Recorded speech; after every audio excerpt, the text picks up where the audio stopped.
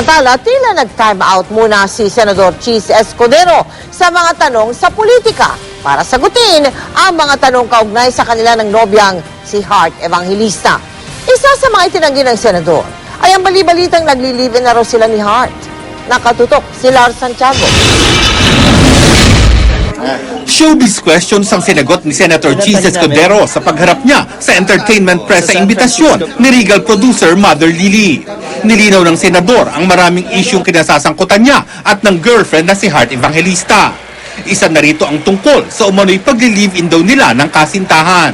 Itinanggi ng senador na niregaluhan niya si Hart ng trailer van at ng relong nagkakahalaga ng 5 milyong piso.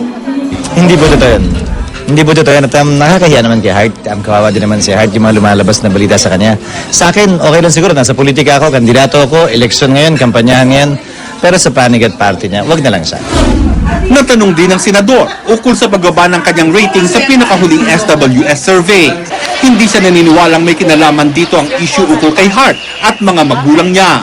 Ang rason kung bakit kami bumaba, walang kinalaman yun sa relasyon o personal kong relasyon kay Hart.